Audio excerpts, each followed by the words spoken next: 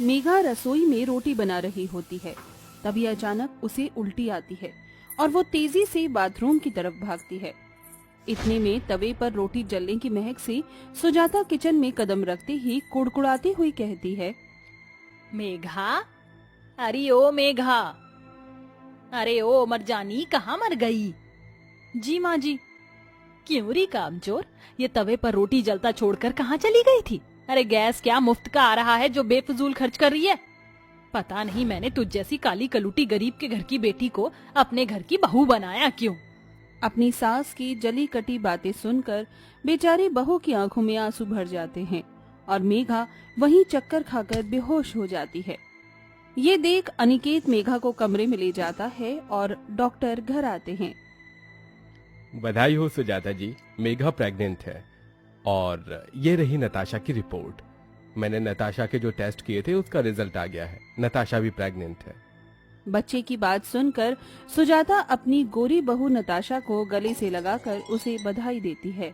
बधाई हो बहू, ये खुशखबरी सुनकर तूने तो अपनी सास को सोने की सीढ़ियां ही चढ़ा दी।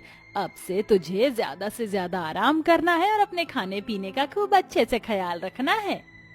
जहाँ एक तरफ सुजाता अपनी गोरी बहू के गर्भवती होने पर उसकी नजर उतारती है और आस पड़ोस में मिठाइयाँ बांटती है, वहीं अपनी काली बहू के लिए बिल्कुल भी खुश नहीं होती, जिस पर मेघा मन ही मन दुखी होकर कहती है, नताशा के साथ मेरा भी ये पहला बच्चा है, मगर माँ जी मेरे होने वाले बच्चे से बिल्कुल भी खुश नहीं हुई। आखिर इतना भेदभाव क्यों? अपनी सास के इस फर्क पर मेघा फूट फूट कर रोती है। ऐसे ही समय ढलता जाता है। जहाँ नताशा सारा दिन एसी की ठंडक में अपने कमरे में बैठी रहती, वहीं गर्भवती मेघा भरी गर्मी में पसीने से भीगकर खाना बनाती। फिर एक दिन, माँ जी, मुझे ना खट्टी सांभर खाने की क्रेविंग हो रही है, प्लीज बनवा दीजिए ना।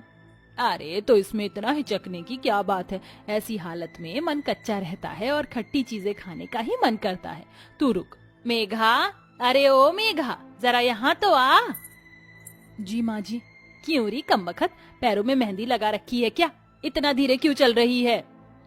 वो सासू माँ ने कहा है ऐसे हालात में धीरे कदम रखनी चाहिए। तेरी माँ क्या कहती है और क्या नहीं, इससे मुझे कोई मतलब नहीं।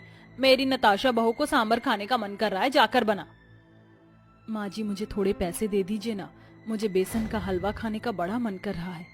हा, तेरे मायके वालों ने क्या मुझे मनी ऑर्डर भेजा है जो तुझ निखट्टू निगोड़ी पर खर्च करती रहूं? और वैसे भी तू काली कलूटी चाहे लाख कुछ क्यों ना खा ले, होना खाक ही है। चल जा। सुजाता की फर्क भरी सोच के कारण लाचार मेघा मन मार कर रह जाती है। जहाँ सुजाता अपनी गोरी बहू नताशा को नारियल पानी पिलाती, उसे मेवे और गोंद के लड्डू खिलाती है, वहीं गरीब गर्भवती मेघा को उसके काले रंग के कारण खुशी से एक बताशा भी नहीं खिलाती।